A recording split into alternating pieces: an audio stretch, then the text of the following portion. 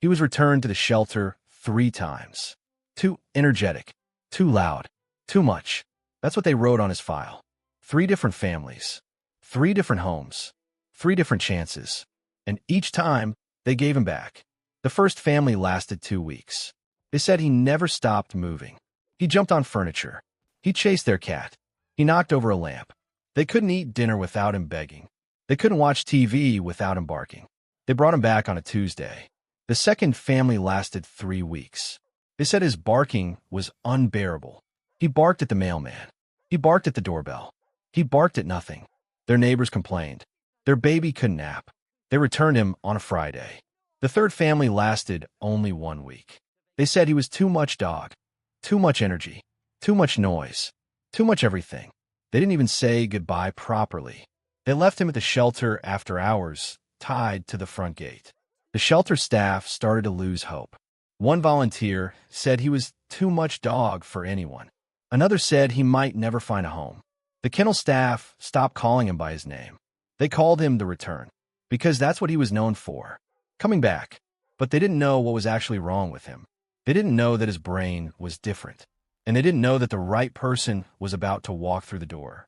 If you've ever been told your dog is too much, too energetic, too anxious, too loud, too everything, this video is for you.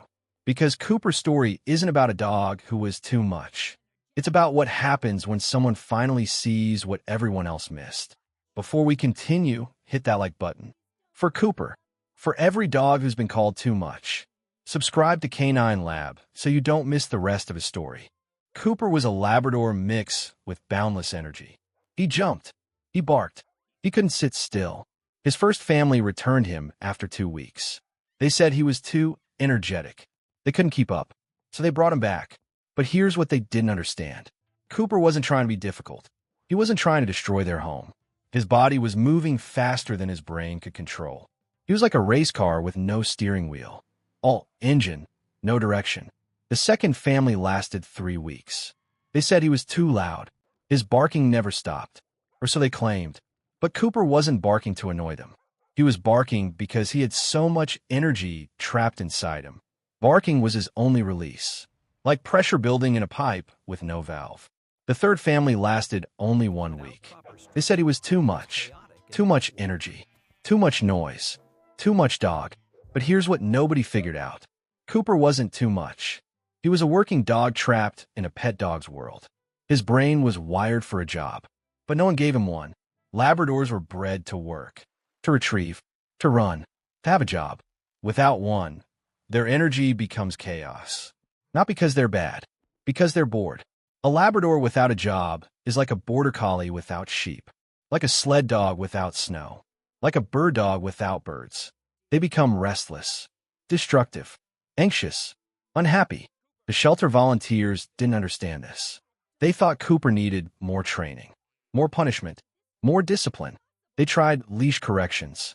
They tried timeouts. They tried everything. Nothing worked, because what Cooper needed wasn't more punishment.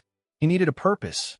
Then one day, a woman named Maria came to the shelter. She didn't look for the calmest dog. She didn't look for the quietest dog. She asked for the one nobody wanted. The volunteer pointed to Cooper's kennel. That one, she said. He's been returned 3 times. Maria walked toward his kennel without hesitation.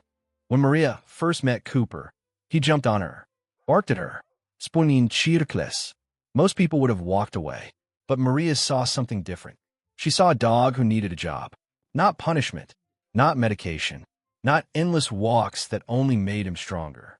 A job. She took Cooper home, not to a fancy house, to a small apartment. Everyone said it wouldn't work.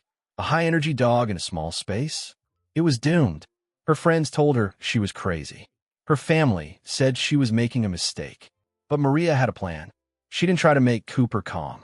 She didn't try to tire him out with longer walks. She didn't try to punish the energy out of him. Instead, she gave him something to do. Every day, all day, not walks, missions. In the morning, Cooper carried the mail from the door to her desk. Not because she needed help, because he needed a job. In the afternoon, he helped carry groceries from the car to the kitchen. In the evening, he had a find-it game where he searched for hidden toys around the apartment. At night, He carried his own leash on their final walk. Within 1 week, the barking stopped. Not because Cooper was punished, because he was tired, not exhausted, fulfilled. His brain had a job to do. The barking was never the problem. It was a symptom of a bored brain with nothing to do. The jumping stopped, not because Maria pushed him away, because Cooper had something better to do. He had a purpose, and purpose changes everything. He didn't need to jump for attention anymore. He had real tasks, real work, real meaning. The neighbors stopped complaining. The shelter volunteers couldn't believe it was the same dog. They came to visit, expecting chaos. Instead, they found Cooper lying calmly at Maria's feet, waiting for his next task. He wasn't too much anymore. He was exactly enough. Cooper's story isn't just heartwarming. It's science. His brain was wired for work. When he had no work, his brain created its own chaos. This is true for all dogs, but especially for working breeds. Their brains are literally different. They have more neural pathways for task completion. They release more dopamine when they accomplish a job. This happens in millions of dogs, not just working breeds. Any dog can feel the need for purpose. Without it, they create their own jobs. Chewing, barking, digging, escaping. These aren't bad dogs. They're unemployed dogs. Dogs without purpose. Dogs whose brains are screaming for something to do. Think about it. A dog who chews your couch isn't trying to destroy your home. He's trying to use his jaws. A dog who digs holes isn't trying to ruin your yard. She's trying to use her paws. A dog who barks constantly isn't trying to annoy your neighbors. He's trying to use his voice. These are dogs trying to work. They just don't have the right job. The solution isn't more punishment. It's more purpose. Give your dog a job. Any job. Carry something. Find something. Bring something. Sell something. It doesn't have to be complicated. It doesn't have to be expensive. It just has to be consistent. A job gives their brain what it craves. Structure, purpose, peace. When a dog has a job, their brain releases calming chemicals. Their heart rate slows. Their breathing deepens. They stop scanning for problems because they have a solution. They stop creating chaos because they have order. This isn't opinion. It's neuroscience. A working dog without work is like a fish without water. They can survive, but they won't thrive. And surviving isn't the same as living. Today, Cooper is different. He still has energy. He's still a Labrador. But his energy has direction now. His chaos has become purpose. He wakes up knowing what he needs to do. He goes to bed feeling accomplished.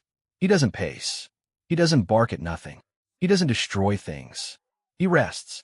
Maria didn't change Cooper. She gave him what he needed. A job. A purpose. A reason to use the brain he was born with. And that changed everything. She didn't train the energy out of him. She channeled it. She gave it a home. She gave it meaning. If your dog has been called too much, don't believe it. They're not too much. They're just waiting for someone to give them a job.